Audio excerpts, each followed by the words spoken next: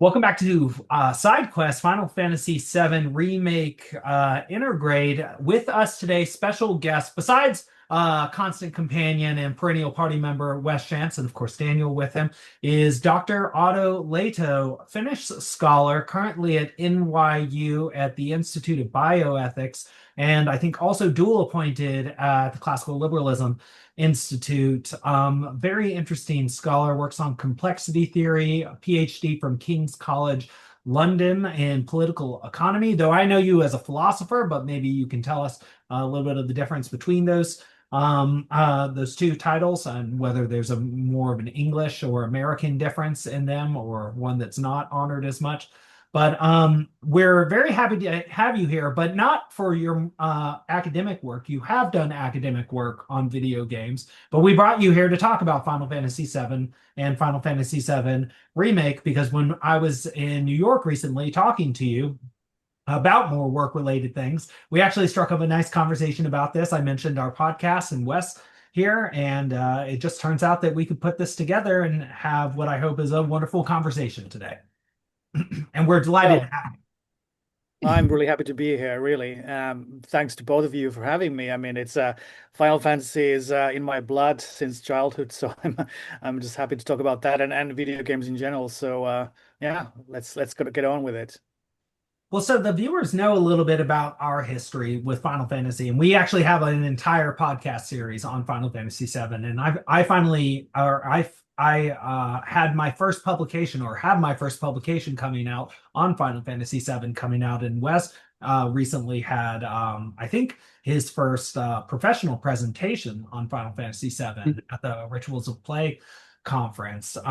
But so we really love that game, and we have recently made sort of a paradigm shift, to use Kuhnian language, and have become willing to jump into the adaptations of Final Fantasy VII Remake and Rebirth. This is not something we ever thought we were going to do. It's professionally interesting. It's also interesting to us. But I mean, what is your history with? I guess I should say video games. Wes, in some ways, asks better questions around this than I do. But what is the video game that got you into video games? I should also add that this is very much an American-centric audience, and so your Finnish experience playing video games. What language did you play them in? Were they Yeah. localized to Finnish? Did you play them in, Russian or German or French? I know that you're a polyglot. Um, um, but then also, yes, Final Fantasy VII. What was it like culturally for you? What for me, it was an epic masterpiece that in some ways formed my identity and my way of looking at things. I think for Wes, it was fairly similar, though Earthbound was probably that game for him, though he Okay. can speak for Wes has his own voice. And he speaks well. But what was Final Fantasy VII for you? Was it that game for you, or was there another game? And yeah, please just tell us a little bit about those early experiences, and then we'll eventually bridge the gap and talk about your experience of the new games, which you've actually played a remake, but not yet Rebirth, I think you said. Yeah. Oh, great. Yeah. So I think it's best that I go back all the way to my early experiences with video games, and then Final Fantasy VII was a big milestone, sure. But I think before that there were the early intimations of the potential of this medium. I mean, first of all, most Finnish games were in English, so it's a small language family group. I mean, Finnish language has only 5 million speakers roughly, so it often doesn't make sense for people to completely dub everything, except for some children's shows they do that. But most of the time, even translations are subtitles. But video games are very difficult to add subtitles to, so they often just had English versions for most games. But of course, the early games didn't even have much of a way of stories that I remember. So, I mean, I really grew up kind of, and this kind of dates me a bit, but like, what were really the big systems in my childhood was the NES, of course. But even before that, I had some experience with the Commodore 64, which is huge in Europe and huge in Finland. And that machine I have very magical memories with. It's a very sort of a weird system in many ways, but I love it. Also with a great sound chip, by the way, that is very Ah, special. But then so people, my elder brothers and relatives had things like Commodore 64. It's kind of between a computer and a console, right? It's this kind of in between zone, same as Amiga. So Amiga 500 also came along. So these kind of machines were around, and you had a mixture of official titles, but also lots of like demos and homebrew software and very vibrant sort of bottom-up culture. So they were like finished games being made by just like young people, in their homes, preparing their own version. So it was already this kind of a very creative space, right? Even in my childhood, lots of like if you learn how to do like some basic programming and some of those programming languages are pretty easy to like get the basics of, and you don't need like much RAM, and it's very simple pixel graphics. So lots of interesting like experimental games being made in garages and bedrooms all around Finland, really. But when NES came, there was one winter I was visiting my cousins, and this whole mysterious machine showed up called the NES, and I just remember, I think I was maybe 6 years old or something, I don't know, and just playing the first Mario game yes. was was a really powerful experience. I just hadn't seen anything like it before, and there's this pictures of us like with all of our cousins, just sort of sitting on the floor, looking really exhausted, playing for like 12 hours straight. Like that and Duck Hunt, with the gun. Yeah, so I was going to ask if about Duck Hunt, which came with that. So you Yeah, exactly. So those were really, amazing experiences. And, on from there, I just, fell in love with the medium, also the creative potential. And, this also relates in a way to my philosophical interest and also yes, my research, because I'm interested in kind of the creative power of societies and people, like how we can create new worlds, open up new possibilities, and technological progress has been very much part of that for me. Is how do we, it's been the one area where I've seen such significant progress in my life from very early beginning in terms of technology. I mean, not always in creativity. I mean, some of the creativity definitely will, sometimes it's more of a constant than a constantly progressing right. sum. But because there was a lot of creativity in those very small scale, pixelated, beginnings, and sometimes the big budget games these days have less creativity actually. But anyway, so there was a lot of stuff I could say about that era. But jumping to Final Fantasy VII, So um, you were hooked. And but like jumping between that time. So like for me, the jump from NES to Super NES Genesis, I was a Genesis person, though I had friends with SNESs, and then came the PlayStation. And so, but between that time, were you playing on those systems? Were you a Sega guy or a Nintendo guy, and then all of a sudden Sony's in the space?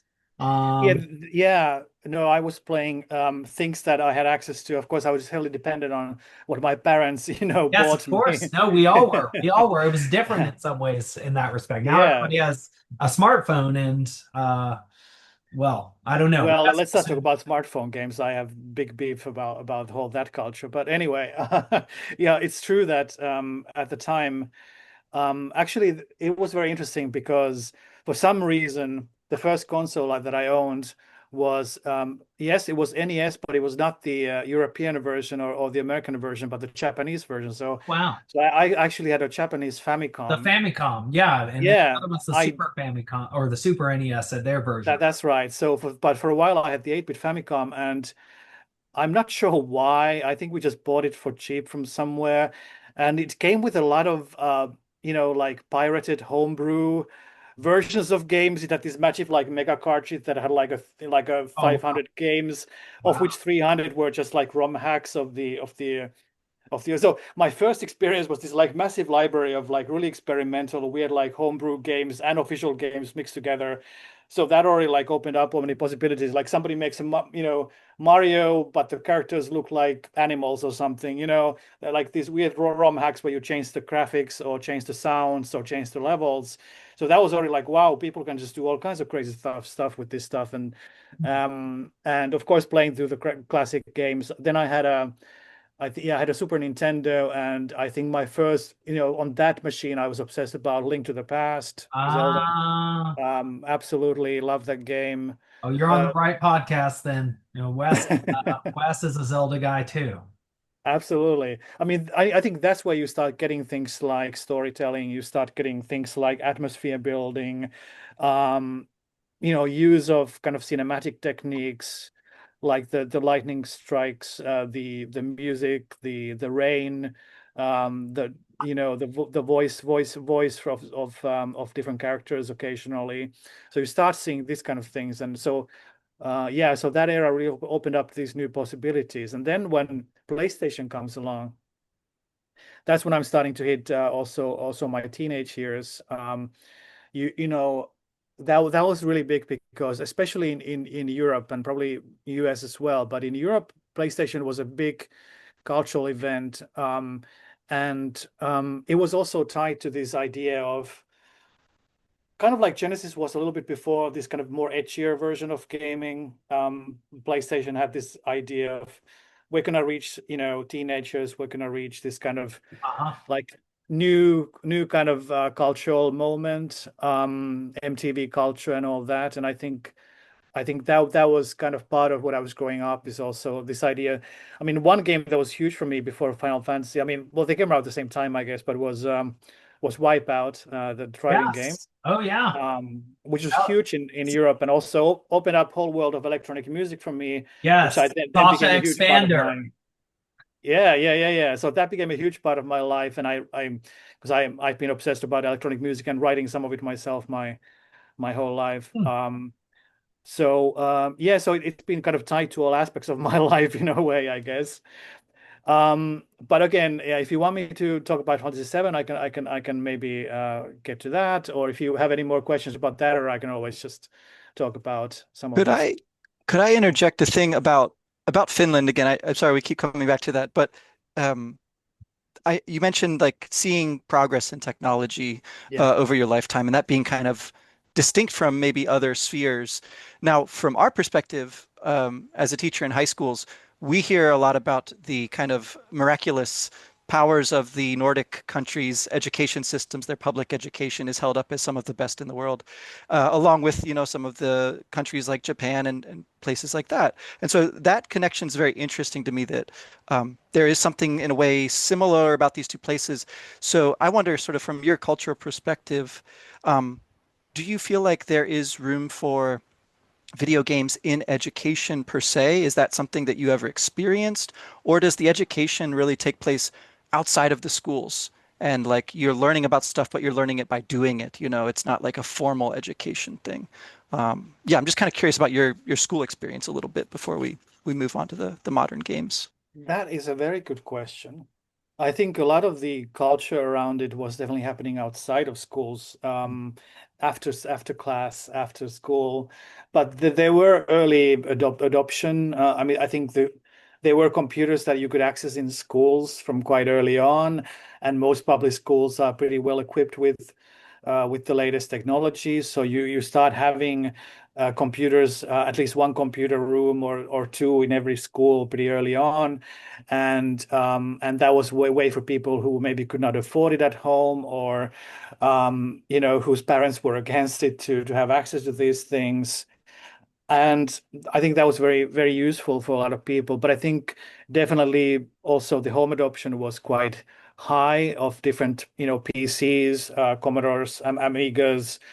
and consoles as well. So all of my friends had some kind of machines pretty much. I think it was very common. And yeah, you do have the differences like, the Nintendo kits and the Sega kits and all that stuff is pretty similar, I guess, everywhere. But but yeah, and I think some of the culture emerged out of the more sort of friend network type scenarios. And I think a lot of the education was not quite fully integrating, certainly not gaming. I don't remember. Certainly computers were gaming less so in educational contexts. And for example, I learned English mostly from video games and TV before I did from school. Um, but Finland is also known for giving birth to something like Linus Torvalds, the font context to understand that there was a lot of this kind of bottom-up like passion for coding, development, computers, tinkering. And I think that really explains how we end up with something like Nokia in the 90s. You couldn't have Nokia unless you had this, past 5 to 10 years before Nokia really becomes the global dominant mobile developer, is you have this huge technological sort of injection into society. And video games are very much part of that for sure. Cool. That's really interesting. Yeah. I wonder about as you've moved from that sphere to the United States and seeing students and things like that. I mean, do you feel like there is that vast of a difference between the education systems? Do you feel like the ways that people think in Finland versus the States are significantly different, or if there are differences, could you just kind of sketch those a little bit? Yeah, it's an area that I wish I had a bit more of like a good insight on. I feel like I haven't gone to the basic schooling system here. I've only seen the university side of things. Sure. The product of the system in That's some right, and cases. and I've only been in pretty much some of the elite universities here. So I can't say for much of what's going on outside of that system. Mm. But I mean, it's true that Finland has a good education system. And I think there's less of there are less really terrible schools probably in Finland. I think the overall average quality is higher because the Yeah. standards are pretty much uniform standards that are held up. Mm. And maybe there are also less like elite classes and elite schools. Mm. But that's not entirely true either. I mean, we did have, when I was growing up, some people you could join, specific like math classes. You could join, when I went to high school, I could join an English language high school program. So I got my high school education in English in Finland. So you did have these specialized programs, but for importantly for the broad population is that you have very strong basic standards that are enforced with high level of equipment, like computers are provided to Mm. all the schools, and all that stuff. So even if you grow up in a small village or in a kind of a poor neighborhood, you do have access to these things. So that may or may not be true in American schools, but I can say that it was true in Finnish schools. Mm. No, that's I think probably a pretty big difference actually. Yeah. Mhm. Yeah. Okay. Well, so yeah, let's go back to some Final Fantasy stuff then. So um from the NES to the Super NES to the PlayStation, were you playing a lot of these role-playing games all along the way, or did it at a certain point you sort of got got into that, or how did you? Yeah. Yeah. Yeah, so I think this is an important point. I don't so I I'm my memory might fail me, but I'm pretty sure I did not play a full Japanese RPG, turn-based RPG until Final Fantasy VII. Could that be true?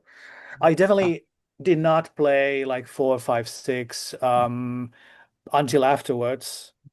And I think that definitely impacted how much I was blown away by 7 together with all the graphical improvements and everything else. I think I had a lot of experience with all kinds of games, but JRPGs I came to pretty late. I don't think I had many friends who were playing them either. Zelda was like, in that space of action RPGs. Um, but I think, yeah, Final Fantasy VII must have been almost certainly my first JRPG turn-based, and I think that really. Then I went back and played the earlier games afterwards. So yeah, yeah, I think a lot of people say that your first Final Fantasy is often your favorite, and I think that's certainly true for in my case. But but yeah, it is kind of curious how I managed to avoid that. Well, I But think it was I don't think JRPGs in that era were that popular among like in the Super Nintendo era among my friends. unless you played Chrono Trigger like Wes, I think, Yeah.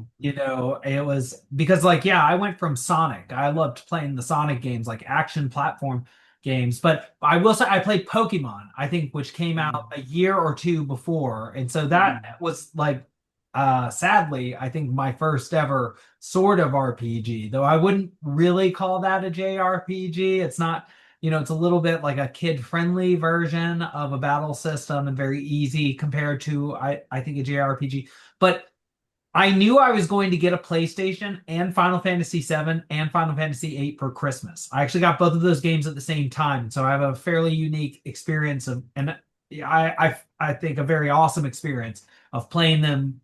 I would get stuck in one, play the other one. But I was like, I don't know how to play these games. I need to train for Final Fantasy VII. Because we came from an era when games could be impossibly difficult, like Kid Chameleon with 100 levels that you can't possibly get through unless you have some sort of ROM hack or some ability to save, which is not built into the normal cartridge. And I was a pretty standard player. I didn't really get into hacks. Hacks kind of made me feel strange. And we can talk about that at some point too, and how, hacks in some ways are like heresies in the system. Of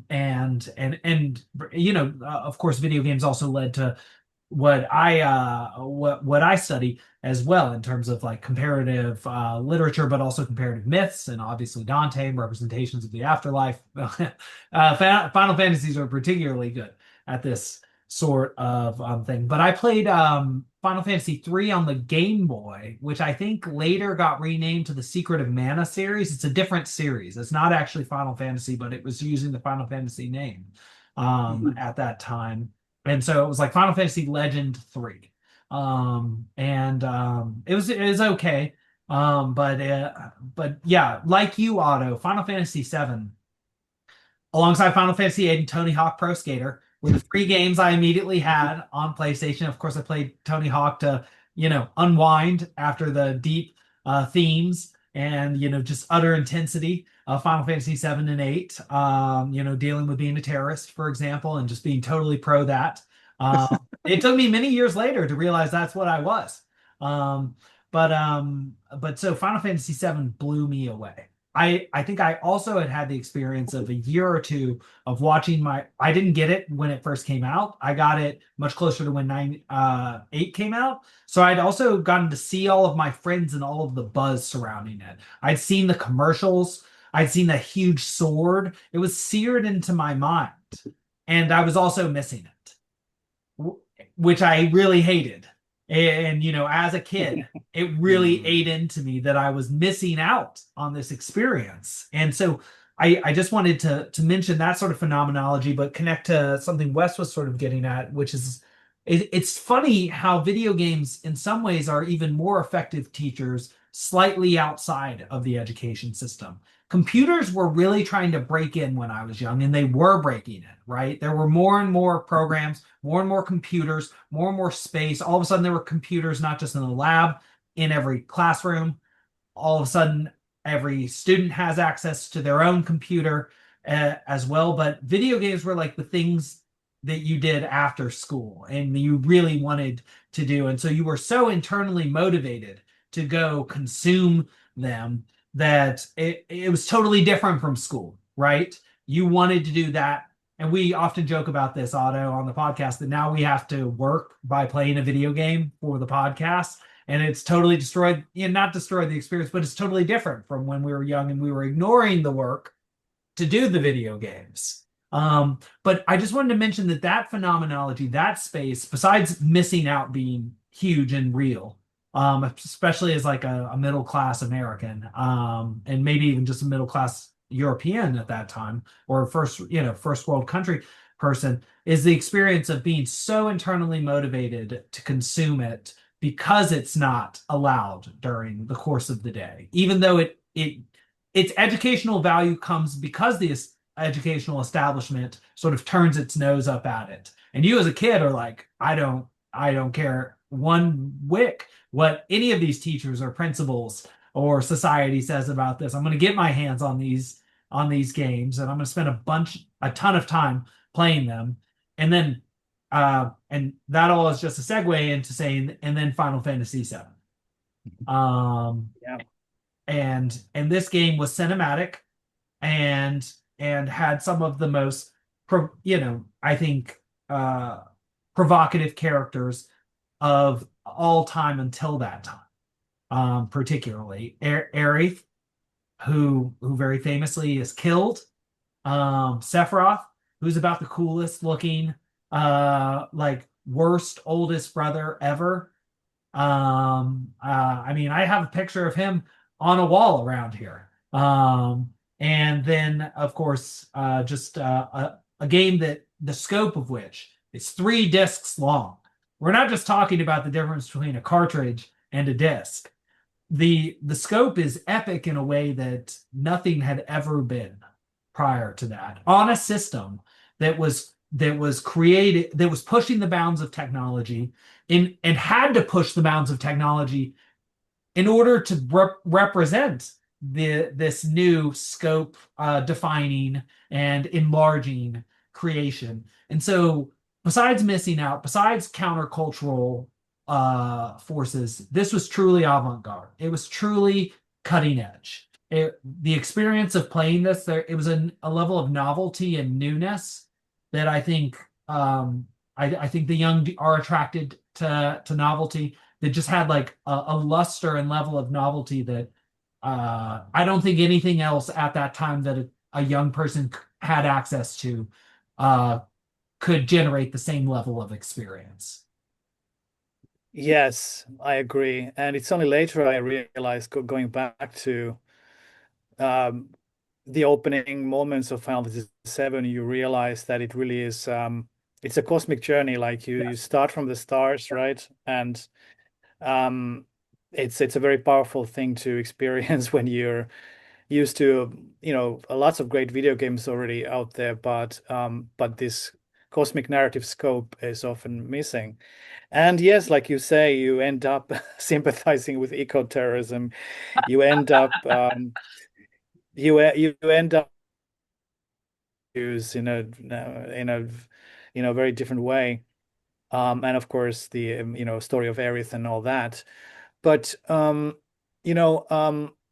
I think that era was really powerful. So I think for me, I should mention at this point that I played, I think within a year of each other, I played both Final Fantasy VII and Xenogears.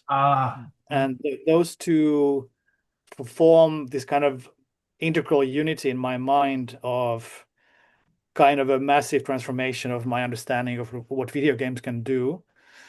And playing them together, I often sort of I just say I can't decide which one I like more. I think they're both so integral to my experience of what great video games can be, and they both have their strength and relative strengths to each other, but they're both they were just really powerful narrative experiences.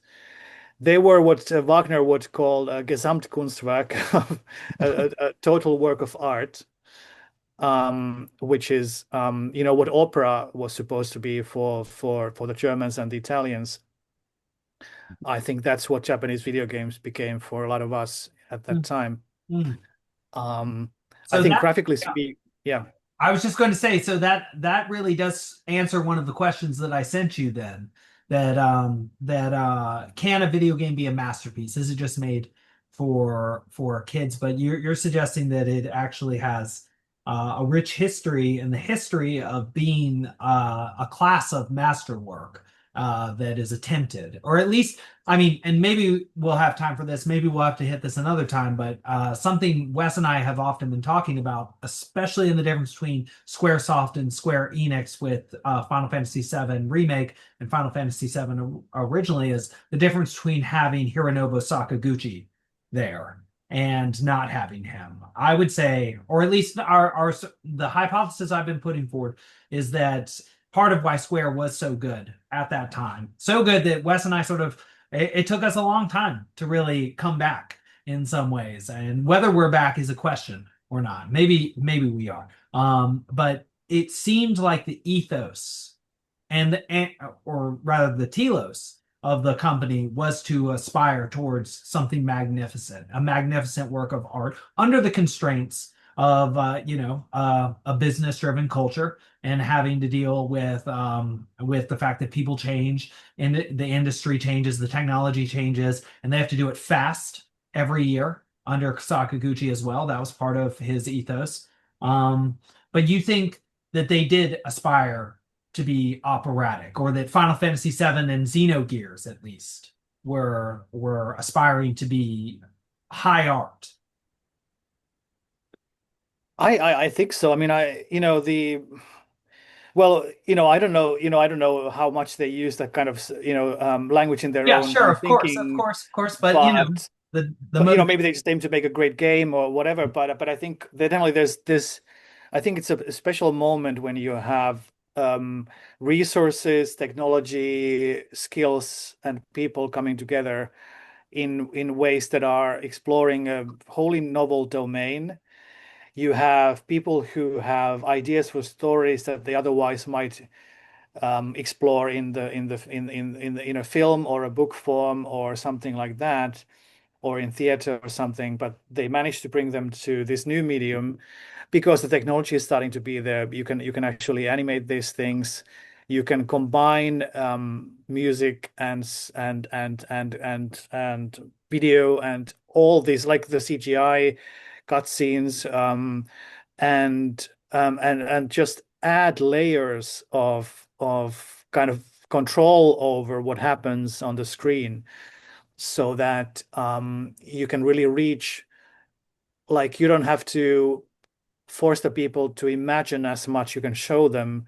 There's still, of course, imagination involved on both sides, and that's something I've written about in my own Hmm. the one paper, academic paper that I actually No, wrote yeah, about. interesting, very interesting. Wes talks. Um, I'm interested to see how your thoughts accord. Wes has got some Well, interesting thoughts on that. yeah, I was reading the paper actually, um, and I mean, yeah, I think the role of the player is what helps distinguish this medium from previous ones. And I think the point is well taken that it's a kind of total work of art, but of a kind that Wagner and other opera aficionados could not have really imagined, I think, at their time, right? The interactivity element, the involvement, the decision making within certain parameters, right? It's as if you have this kind of audience participation within the theater, right? Where everyone's somehow playing this role. And that's sort of the piece that now is especially relevant as we come to games that are truly online experiences, right? Where you're not the only person playing the game. You're a part of a communal effort, and I think that's a piece of the total work of art as theater that games of that era, the Final Fantasy VII original, in a way were missing because you're mostly it's a solitary experience unless you're talking about it with friends or you're doing some couch co-op or something like that, right? So there's elements that are gradually like sort of coalescing, right, over time.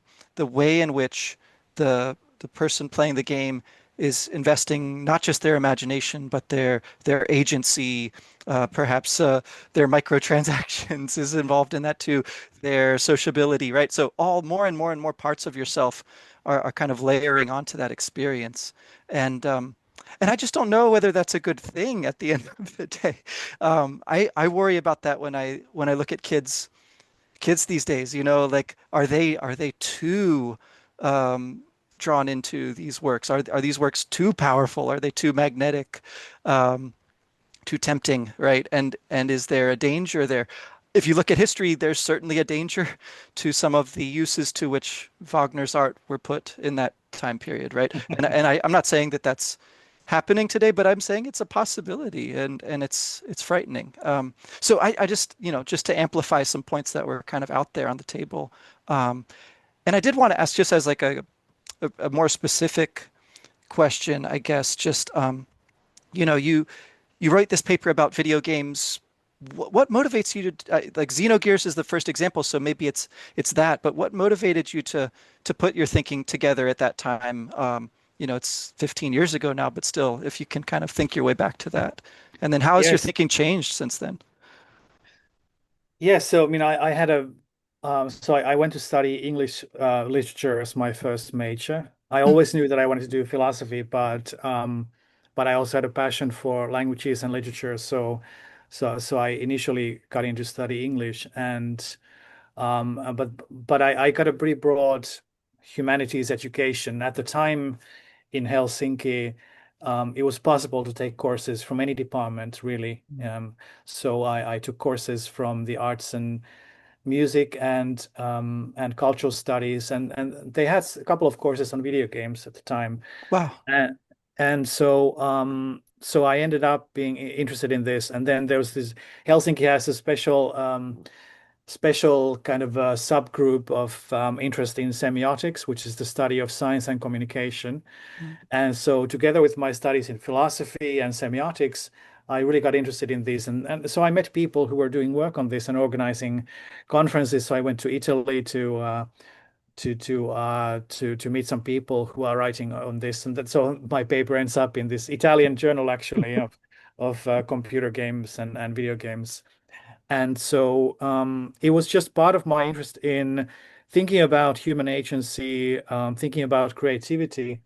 It's something that I still, in a way, carry as part of my research program, Mm. although I've taken that in the realm of economics and progress studies and these kind of areas more broadly. But at the heart of it is always like what is creativity? What is the human experience? How do we enable us to think differently, to explore new worlds? And my current work on AI is also kind of related to this of what does technology do enable us to do differently? What does it mean to have artificial intelligence or to have artificial worlds, and how those integrated into the human experience? Because I think studying cultural history and studying semiotics and studying literature really helped me see how much the kind of the exploration of virtual spaces, of virtual worlds, has been a key part of the human experience from the beginning, ever since the early oral histories of the myths and the stories that guide lives of adults and children. And actually, going back to what Alexander was saying about the uh, the idea of masterpieces. I think the contrast between works for children and masterpieces is also not quite accurate, because a lot of masterpieces can be Sure, for of children, I course, think. of course. Um, there's, I think, some of the most important works we have are works that appeal on different levels to different ages, and to open up the possibility not just of constraining like people's imagination. I mean, some frameworks of imagination tend to close us into cultural forms that are fixed and create our identities, but they also, the best of them, open up like virtual spaces that are not fixed, but we can imagine different realities, imagine how we can expand our consciousness or expand our imagination, how we can explore feelings in a safe way, that difficult emotional conflicts, explore them through the stories we hear and the games we play. Mm. And all of this, I think, is very much part of the human experience from the early beginnings. And in this sense, I see technology and the progress of technology as just one way in which our space of the kind of the space of the possible of human imagination and the virtual creation of virtual spaces can be modified over time. I'll say, as someone who grew up playing video games, there's a point at which, and I think Final Fantasy VII is an important juncture here, actually, historically. There's a point at which I became disenchanted with video games, actually, Hmm. and particularly with the Final Fantasy series. Like the way in which Final Fantasy VII was initially hitting my consciousness was as this alien force. It was a Genova total, like coming in and attacking my world. Like, what is this? It's too realistic. It's too cinematic, right? It's too flashy. That can't be a good game. It can't possibly be like fun to play. Like, look at it. It's so dark. It's so mature, you know. And so I think that there's sort of echoes of that experience that I had as a kid that are maybe I've been traumatized or something like it that has affected me when I see new games now too, like especially the remake of Final Fantasy VII, right?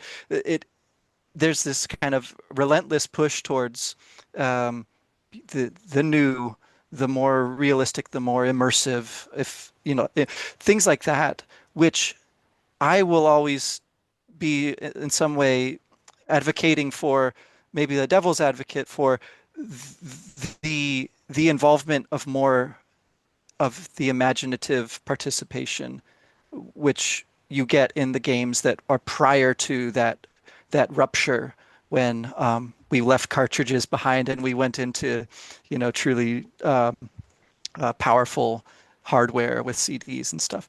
And so I don't know, like there's an element of nostalgia, of course, that's baked into that, but I do think that of the various ways in which these games engage us, we have to hold on to the very old, you know, oral history or mythology or even just the way that we you know, conjure worlds out of texts, you know, reading books and the way that text is incorporated into these games that is diminished, right? Because they're now voice acted, and so there's all these different ways that they can educate us, right? They can allow us to explore and use our powers and things like that. But I just think that there is something, even as early as Final Fantasy VII, there's something that's already sort of evaporating away with this series, and So you so feel like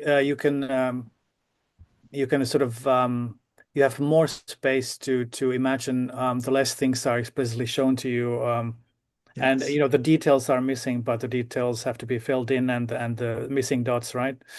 I think that's a powerful argument for yeah, sort of I mean that's why books are still so important because you know they lack that, you know, they really lack the dimension Mm. of explicit visual and auditory cues. So you have to imagine those things, and that can be a powerful thing. And you can do things in books that you cannot do in movies or in video games. And you can do things in simple video games or you know, graphically constrained video games that you cannot do in graphically expansive games. Um, I mean, just to kind of give you show you my cards, I will say that without getting into I think we can have a conversation after you finish the remake. But I will say that I do love the game. I think it's about as good a remake as one could hope for. In many ways, it was better than I expected, Wow. and I consider it one of the best games in the series, Final Fantasy series overall. Okay. Okay. Um, and I really only have good things to say about it. In some ways, I do have criticisms, but I mean those are, you know, I do have criticisms of even the original game in some ways. Well, and So Xenogears, right? You can love that game, but still have some yeah, really legitimate criticisms, especially this. yeah, no, exactly, yeah. So I think in some ways, some of the best games or best works of art really are problematic. There's almost, Mm. I don't know what it is, but there's something about like masterpieces being flawed. I Well, it think that shows how goes a good long they are, way. right? That even with a flaw, it's like Claudia Schiffer with the mole. Like even with a clear flaw that everyone can Mhm. see and acknowledges, it is that great. It's like it's a litmus test. If it were perfect, it would be inauthentic in a way. Um, uh, Exactly. Yeah, yeah, yeah. And I think, well, let's take another example from recent times is Breath of the Wild, Zelda. yes. Mm. I consider that a very flawed game in many ways, but I still love it. I mean, I love it less than some people, but I still enjoy it a lot. But I think it definitely loses a lot of the magic of the early Zelda games by some of the design choices that it makes. Um, Okay, so Otto, thank you for bringing this up because we were going to have a part two of this for not talking about remake really at all. Uh, but okay, so you just hit on I think two or three major things that we should have already brought up. But one is, what are you playing these days, and can you show us your credentials if you have any here? Second one is, I think Wes's family is currently playing Breath of the Wild or the one that comes after. Is that correct, Wes? On Yeah, the Tears of the Kingdom, Tears which of the is sorry. very much like a kind of reimagining of the original game. Yeah, yeah, on Switch. Okay. And then yes, so you mentioned the magic of the remake. And so I'm not going to hold you to like a hard literary adaptation theory or like whether you're an essentialist about that or not. But what what is it that you think that the remake needed to do in order to be a good remake? And I know that you're a philosopher here, so you understand the importance of these terms and defining them correctly. But I that's not as important to me as did the essence need to be the same? Did remake need to be a definitive version of Final Fantasy VII or what it was always meant to be? Does it tell an improved or more mature story? What is it that you think or feel or are willing to articulate that the remake does that makes it one of the best Final Fantasies, like you said, and also a good or appropriate remake? Yeah, exactly. So let me tackle those in reverse order. So I'll show you in a bit what I've been playing Okay. recently, but Okay. Yes. I'll tackle this issue of what makes a good adaptation.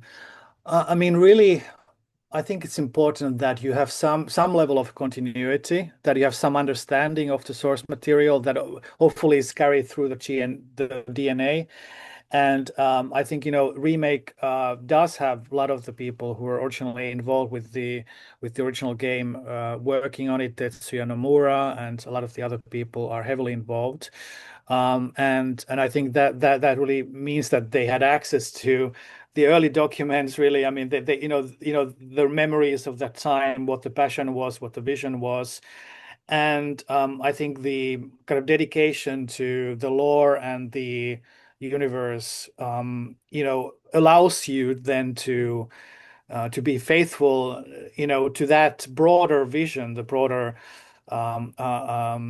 meaning, if you will, the sense of importance that this universe carries. And I think that's where the remake succeeds. I think it carries the DNA in its design choices, in the way that it fleshes out characters. It allows some characters to breathe in a way that were not given enough time in the original. There's some extended scenes that I think for the most part work well to imagine some of the things that went on between them. You can sort of have more extended scenes at the bar or at various places, and I think it kind of like expands on things that were underdeveloped in some of the early game, and I think they did a wise thing here where they split the game into several parts, Mm. because focusing on the mid-car section is perfect for a game of this size, because you can expand on one of the key parts of the original story. what expand on that while still allowing the rest of the story to be told in future installations. So I think that's why it is a really coherent package. Um, I think overall adaptations are very thorny issues, and there's always going to be. I think people expect different things of remakes. Of course. Some people want a faithful one-to-one adaptation in every regard. Some people want things to be fleshed out that were not fleshed out before. Some people want all the mechanics to be completely rehauled. I think, for example, in this case, the way that they did the combat system, I really appreciate because they managed to combine, some of the aspects of the turn-based system with a more active system that I think works well for what the game is doing. Um, and I think there's no way you can satisfy everybody with with a remake. So you're gonna have to push for something that carries as much of that magic forward as you can. Yeah, I don't know. I was really happy with it. Let me just give you one example. The music in the game I think is superb, and the way they did it Right. is they Not really took Komatsu. the I was worried. well, yeah. I mean, what they did was they really, took the original soundtrack and they gave it love. They took. I mean, they basically remixed. They remixed a lot of the tracks. They have some tracks that are very much faithful to the original, but they have lots of versions of the tracks. They have lots of material, lots of like modulations, lots of different variations of themes, um, and and all of that is done with a kind of passion. I mean, not every remix is like the best remix of that track, but there's a lot of different variations on the themes that is both very cinematic is use of orchestra, but not just that. There are also tracks that are carrying some of that sort of lo-fi elements to them, and or the emphasizing the rock and metal elements of the battle tracks and things like that. And I think all of that is pushed in all the right ways that I think it's one of the more successful sort of reimagined soundtracks. So, that's just one example, but I think overall, I think all of those elements going together is what makes it. If you miss on one of those elements, like the story falls flat or the combat system falls flat, I think you're not going to satisfy the vision of what the original was. I think this way they managed to get a good score on everything, and I think even a great score on most aspects. So I'm really happy with it. All right. Yeah. Well, so maybe next time we can look at some of the tweaks to the story, the things that surprise people who were looking for a one-to-one, faithful so-called experience. Yeah. The whispers are a little bit different than what we Yes. went in Yes. expecting, right? Sephiroth showing up and that iconic scene happening in the first couple of hours versus, you know, after you're out of Midgar and everything. Yeah. That's right. That's right. Yeah, they definitely took some risks with it. Um, but yeah, we can talk about those later. Well, and so Do you want me to say what I've been playing, or do you have yes, other? no, yeah, yeah. So in some ways we've gotten through the most substantial bits, but now these are we're taking our hors d'oeuvres last, as it were. And so yeah, no, we're very interested in what you're playing and knowing that you're still a gamer. So not only have games shaped your life and your interest in technology and complexity, I don't know, maybe even UBI in terms of how money works in games, and universal basic income. But you are in fact still a gamer as well. You still like to play games. You still find. I mean, you're in New York City, so you can do anything at any time. And you're also at NYU, and you still study philosophy and economics and literature. And yet, the aesthetic experience of playing some of these games is still worth it to you. And you know about opportunity cost, perhaps better than most. Yeah, no, it's true. Finding the time to play, of course, gets more difficult as you get into a career or family. I mean, some of you also know about that, right? But I don't have a family, but I do have a career that takes up a lot of my time. But I do find time, and I try to make time, even if I don't have it, to play an hour a day or 2 hours a day. It just relaxes me, and not all of it is for the great, story narrative element. Sometimes I just want something simple, or action oriented, or a calming puzzle game, or an arcade type game that just keeps me going. So at the moment in my apartment, I'm staying at this East Village apartment, kind of an Airbnb. I was going to say there's no TV, but there actually is a very old TV, which I kind of see here, but it's not even a flat screen TV. So I decided that I'm not going to be using it much, instead I'll be relying on my faithful Nintendo Switch. So this is the original Switch, but it's the OLED model, and Oh, very nice, very nice. People say that's it's the better than the golden. Switch too. Well, I do want to get switched to at some point, but for now I've been very happy with and I think the screen is better on the OLED than it is on the Switch too. Mm. It's really beautiful screen. In fact, and I really just enjoy playing games on it because things look so vibrant. And I had the earlier version of the Switch for a while, then I switched to the new Switch, and the OLED has been a really great companion for me for a couple of years now. And it is the Zelda Special Edition, Golden Edition, that has some nice insignia from the games. But yeah, I've had big Switch library since I got the early Switch. Oh my gosh, when it first came out, I guess, and it's been around for years and years. So I've been living in different countries, in Germany, in the UK, and the US.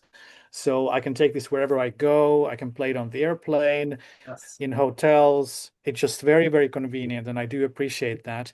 And I hate mobile gaming. I think most mobile games are terrible. They're a disgrace, and probably they're destroying the youth. So I think everybody should get a Switch instead and play some proper games, because now you can play anything. You can play most of the Final Fantasies on it. You can play really anything. I mean, it doesn't play all the latest, AAA games, at least the original Switch, but it has a great library. I've been really happy with it. At the moment, I've been playing Danganronpa, which is a visual novel game. Oh, yeah, I've played that. That's really fun.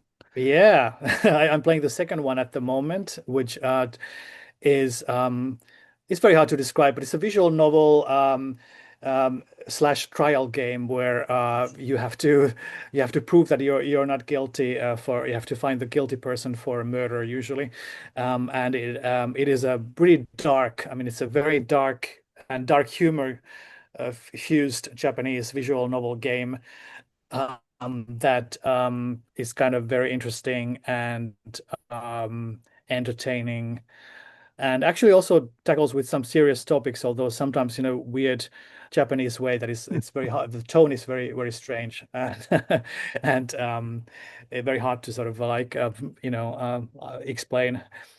But yeah, no, I do enjoy all kinds of games. So that's what I've been playing, and also I for a couple of years I've had the MetaQuest. This is the MetaQuest 2, so-called Oculus Quest before Oculus ceased to be a thing. But on that, I've been playing some classic FPS games. Actually, there are ways of getting classic FPS games working on it. Some of Like them Halo are or officially supported. Some of them are not. Counter-Strike? What kind of FPSs are we talking here? Yeah, so some of it is actually side quest is a name of a program by which you Cool. can side load things into the quest. And with that, some people have made versions of Doom 3, Doom 3. um, Quake 2. I played Quake through recently on that thing. It's one of the most like incredible experiences. I just love I mean, I don't get VR sickness very easily, or I have good VR legs. I just love the immersion of like playing classic FPS games. I think that's the best way to play FPS games, to be honest. And I played Half-Life 1, Hmm. Return to Castle Wolfenstein, Mm. Doom 3, um, and yeah, what I was just saying. So So that's I think that I think VR is still finding its way in the market, and I think it doesn't have a big market. I think some people get VR sickness or they don't have experience with it enough to really find out if they like it or what they like about it, if there's anything there for them. But I think as someone who's an enthusiast about new technologies, I found it over the years to be quite rewarding. And some of my best game experiences in recent years have been in VR. Some of it is playing older games in that way. Some of it is playing some of the newer experiences that you can only do it. Right now, I'm playing the official Resident Evil 4 VR game on that, and it is a really amazing way to play that game. Sure, it's Cool. terrifying. It's terrifying Yeah. enough without VR. Uh, Yes. Yeah, exactly. Yeah. Also, things like pinball, pinball in VR actually is underappreciated. It's a really good way to play pinball because you have the full table ahead of you. You can even, you can like look closely at it, see all the details, and it yeah. feels very visceral. You're seeing it sort of playing in front of you. So, yeah, I think there's a lot to be had with VR that I think more people, hopefully in the coming years, will come back to because I think now we're going through a bit of a VR winter. There isn't much going on, and a lot of the systems are not being purchased on mass scale, and production is down. But I think eventually it's going to happen because now we're moving to the era when these kind of machines are probably also being outdated. I think we're going to get to the era now of very lightweight glasses, maybe just sunglasses or something like that, very light to wear, and I think that's going to change the landscape. Well, this has been a wonderful conversation, but I should ask my partner here, Wes. Do you have any final questions for Otto before we jump off? I Before we just, go on to yeah, the side quest? I like that idea, yeah, of the it's kind of coming full circle, right? The homebrew on the old Commodore 64 or whatever, Amiga, right? And now the same kind of thing at a much higher level of sophistication that is making it possible to play these old games in a new way. And as you're talking, it just I feel like I would be getting, say nothing of like sickness, I would be getting nightmares. Like that's too much for me. But I do have a friend in town who's really into that stuff and has been pestering me to. He actually goes to do pinball tournaments because he like trains, playing the pinball on the VR, and then he goes and plays it in person. Yeah, that's great. Let me just end up with one anecdote about that. I had two powerful experiences on PlayStation 1 VR. No, PlayStation 4 VR. So PSVR 1 on PlayStation 4, which I haven't tried the PS5 VR yet. But on the PlayStation 4, when I first played Resident Evil 7 in VR, that thing redefined what horror is to Oh, me. I, wow. I I don't get scared in movies. I don't get scared in horror games. I got really terrified. I got like freaked out, screaming in my room, playing that thing. And also there was a moment when I took it off and I didn't I realized I can't say which one is reality and Oh which one my is, gosh. is not. So Disorientation. Cool. Wow.